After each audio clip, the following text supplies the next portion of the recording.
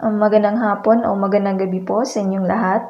Narito po kami upang iulat ang tungkol sa antas at pagbabago ng wika ni Arogante taon 1983. Tayong mga tao ay nilalang na may pinakamataas na antas ng kaanyuang pisikal at intelektual. Tayo ay naiiba sa mga hayop na nakapaligid sa atin. Dahil dito, tayo rin ay nabiyayaan ng kakayahan na makapagpahiwatig ng ating mga saloobin gamit ang sari-saring uri ng wika. Wika na siyang daan sa pagkakaisa, pakikipagtalastasan at higit sa lahat sa paglilinang ng katalinuhan ng buong sangkatauhan. Ayon nga kay Latcheka, ang wika ay ang pinakamahalagang regalo na ibinigay ng Panginoon sa tao. At ayon naman din kay San Buenaventura, ang wika ay kaugnay ng bawat lahi, bawat mamamayan at buong bansa. Ang wika ay ang isang larawang isinatitik, isinusulat at isang ingat yaman ng mga tradisyon unang mga mamamayan. Sa madaling salita, ang wika ay isang kaisipan ng buong bansa. Subalit sa kadahilanang tayong mga individual o bawat individual ay nabibilang sa iba't ibang antas ng lipunan na ating ginagalawan, tayong lahat ay walang insakto o parehong uri o estilo ng pananalita. Nababatay ang pagkakaiba natin sa antas ng aspeto ng katayuan o estado sa buhay, edad, kasarian, at maging sa antas ng natapos o pinag-aralan. Nang dahil dito, may dalawang antas ng pananalita o wika. At ito ay ang una, ang formal, pangalawa ay ang informal o di formal na wika o pananalita. Una ay ang formal na wika. Sa ating paglipat ng lugar na ating ginagalawan at sa pag-angat ng ating mga estado sa buhay, tayo ay natututo ng mataas pa na antas ng wika. At ito ay ang tinatawag na formal na wika. Ang formal ay isang standard na antas ng wika. Kinikilala at ginagamit ito ng nakararami. Ito ay mga salitang pamantayan dahil ito ay kinikilala, tinatanggap at ginagamit ng karamihang nakapag-aral ng wika.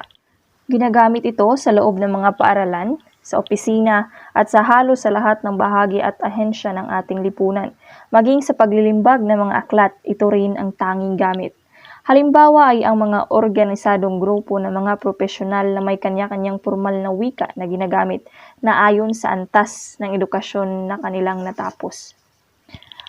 Halimbawa nga na ating makikita dito ay ang mga doktor, mayroon silang mga purwika na sila lamang ang nakakaintindi at nakakaunawa kung ano ang kahulugan ng ito.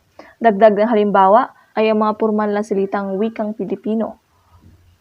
Ito ay ang tatay, nanay, kotse, pulis, gutom, nasaan, saan ba, kapatid, katulong, malaki, at maliit. Ang mga nakasulat sa itaas ay mga halimbawa nga ng isang formal na salita. Ang mga ito ay tinatanggap sa paaralan at pakikipagtalastasan sa guro at sa mga kaklase. May dalawang uri ang formal na salita. Una ay ang pambansa. Pambansa o pambansang wika o lengua franca. Ang bawat bansa ay mayroong sariling wikang pambansa. Ito ay tatak na sumisimbolo at sumasalamin sa kung anong lahi at bansa na bibilang isang individual. Ang bansang Pilipinas ay may pambansang wika at ito nga ay ang wikang Pilipino. Ang pambansa ay ginagamit ito ng karaniwang manunulat ng aklat at iba pang pambalarilang babasahin para sa paaralan at pamahalaan. Itinuturo ito sa mga paaralan. Halimbawa, wika, sayaw, anak, tahanan, kapatid, malaki, at katulong. Ito ay mga karaniwang mga salita na ating naririnig na normal lamang sa paaralan kasi pambansa nga na wika. Pangalawang uri ng formal na wika ay ang pampanitikan o panliturika. Pampanitikan o panliturika ay ang pinakamataas na uri ng salita na ginagamit ng malikhaing manunulat, lalo na sa mga akdang pampanitikan. Karaniwang mga salitang malalim ang kahulugan, matalinghaga, makulay at masining. Gumagamit ang mga manunulat ng mga mabulaklak at matalinghagang mga salita upang ito ang maging kanilang panghikayat sa mga parokyanos o mambabasa nila. Narito ay ilang mga halimbawa ng mga malalalim na salitang pampanitikan. Ito ay ang manabalang ka pa, may krus sa dibdib, amoy bawang, nasa katanghalian ng buhay. Dagdag halimbawa ng mga pampanitikang wika ay ang kabiyak ng aking puso, si Juan de la Cruz. Ang kabiyak ng aking puso ng ibig sabihin ay kasintahan niya, si Juan de la Cruz. Isa pang halimbawa ay ang ilaw ng tahanan, ang bunga ng aming pagmamahalan. Hindi ba malalalim na mga salita? Ito ay tinatawag na pampanitikan o panretorika na wika. Dito ating makikita ang mga halimbawa ng pagkakaiba ng dalawang uri ng formal na wika, ang pambansa at pampanitikan. Ang salitang kapatid ay nabibilang sa pambansa, samantalang sa pampanitikan ito ay tinatawag na kapuson. Ang malaki ay tinatawag sa pampanitikan na gahigante. Ang katulong ay tinatawag na katuwang. Pangalawang uri o pangalawang klase ng wika ay ang di formal o informal na wika. Di formal o informal na wika, ito ay karaniwang ginagamit sa pang-araw-araw na usapan tulad ng lalawigan o lalawiganin, kolokyal at balbal. Ito ay ang mga salitang karaniwan at palasak sa mga pang-araw-araw at napakikipag-usap at pakikipagsulatan sa mga kakilala o kaibigan. Narito ang 10 halimbawa ng mga hindi formal na mga salita sa wikang Filipino. Erpat, ang ibig sabihin ay tatay. Ermat, sikyo, chikot, lispo, tumgots, iwan, nasan, saan ba, yosi. Ang mga informal na salita ay hindi tinatanggap ng mga matatanda noong unang araw dahil ito ay hindi maganda pakinggan at hindi maganda gumamit nito lalo na sa isang taong may mataas na pinag-aralan. Ang informal na mga salita ay kinikilala bilang salitang kalye na hindi pwedeng gamitin ng mga guro sa pakikipagtalastasan sa mga estudyante at hindi pwede gamitin sa pagtuturo. Ang informal na mga salita ay hindi din pwedeng gamitin sa pagsusulat ng aklat at pagsusuri. May 3 uri ng di formal na salita. Ito ay ang mga sumusunod. Una ay ang lalawiganin o lalawigan o provincialism. Pangalawa ay ang kolokyal o colloquial in English. At pangatlo ay ang balbal o slang sa salitang Ingles. Ang lalawiganin, ito ay ang mga salitang kakaiba ang bigkas at tuno. Ito ay ginagamit sa particular na lugar, puok o lalawigan. Makikilala ito dahil nga sa kakaibang tuno o punto. Ito ay ang mga salitang kilala at saklaw lamang ng puok na pinagamitan nito. Halimbawa lamang sa lugar ng Batangas. Bukod sa punto, katangi-tanging maririnig dito ang ga at baga sa mga salita nila. Sa Rizal naman, ang oo ay tinatawag na how, habang sa Mindoro ay hu. Sa Rizal naman, maririnig sa lugar na ito ang salitang kalamansi at ngir-ngir o gilagid. Ating makikita ang pambansa o pampanitikan kumpara sa mga lalawiganin na mga salita mula sa lalawigan ng Bicol, Bisaya at Ilocano. Una, salitang pambansa ay ang malaki. Sa lalawiganin sa lalawigan ng Bicol, ito ay tinatawag na dakula. Sa Bisaya, dako. Sa Ilocano, dakil. Habang ang ina naman ay tinatawag si Bicol bilang nanay. Sa Bisaya ay iloy. Sa Ilocano naman ay nanang. Ating makikita o ating maririnig na magkaiba sila ng tuno, pero magkaparihas lamang ang ibig sabihin.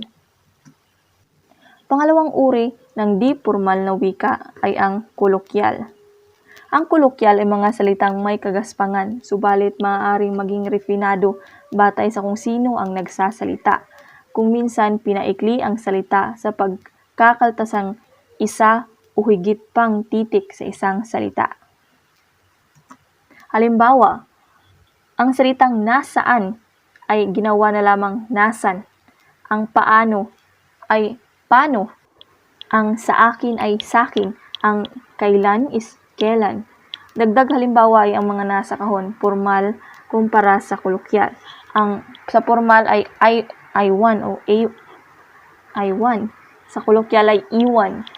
Sa formal ay piyesta. Sa kolokyal, pesta. Sa formal nasaan, kolokyal nasan. Saan ba? San ba na lamang sa kolokyal. Ating mapapansin ang pagkakaiba nila ay ang bawat salita ay kinakaltasan ng isa o higit pang titik para lamang maiba at patawag na kolokyal na pananalita. Pangatlong uri ng di formal na wika ay ang balbal o slang. Ito ay tinatawag na slang sa Ingles.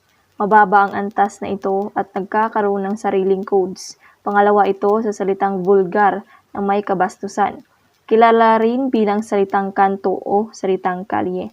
Noong una ay hindi tinatanggap ng mga matatanda at may mga pinag-aralan dahil hindi raw maganda pakinggan ang mga salitang nabibilang sa balbal.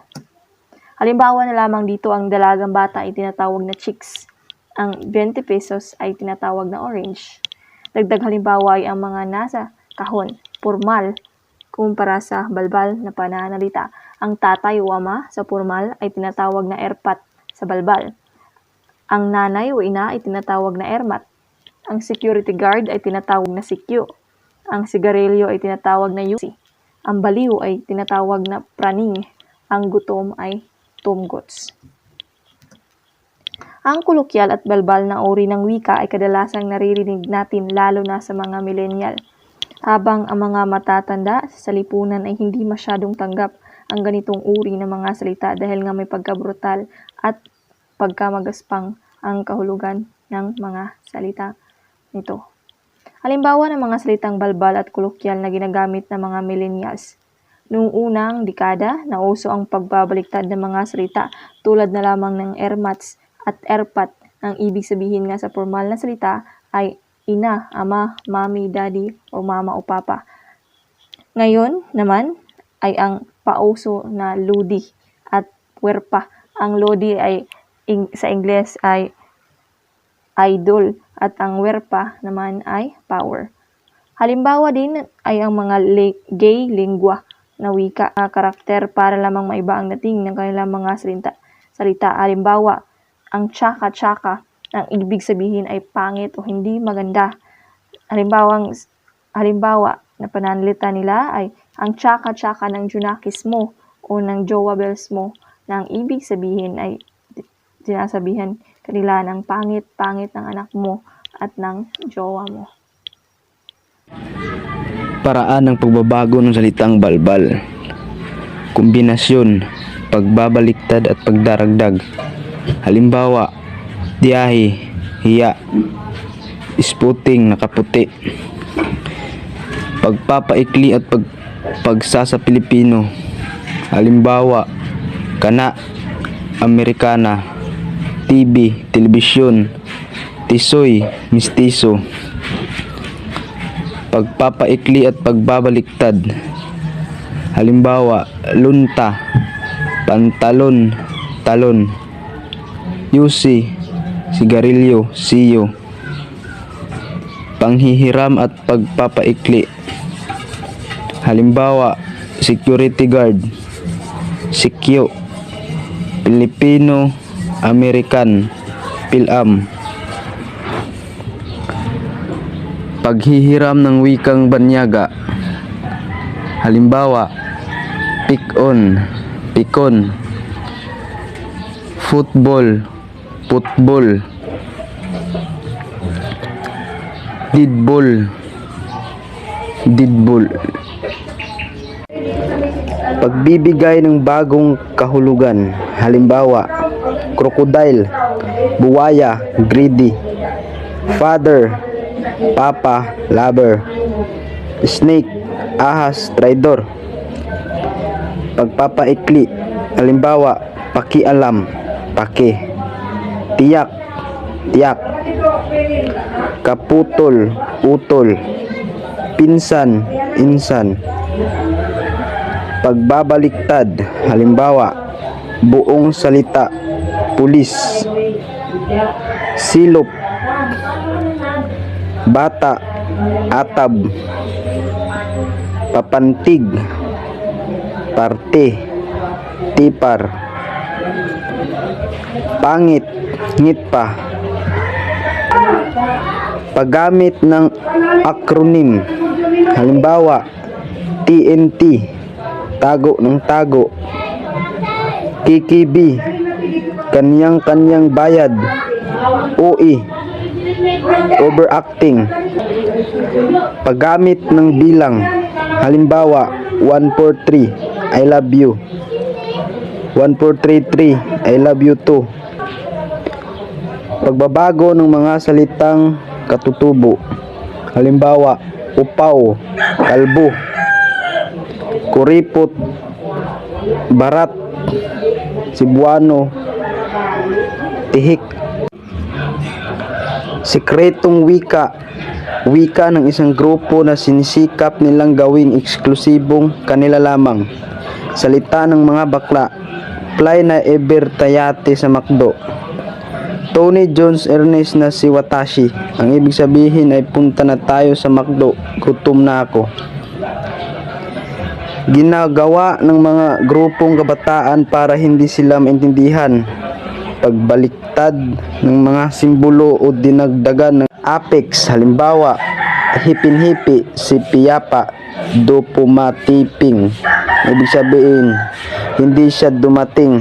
Apayapakupong o pumapalipis, ang ibig sabihin ayokong umalis. So, ayun lamang po. Maraming salamat.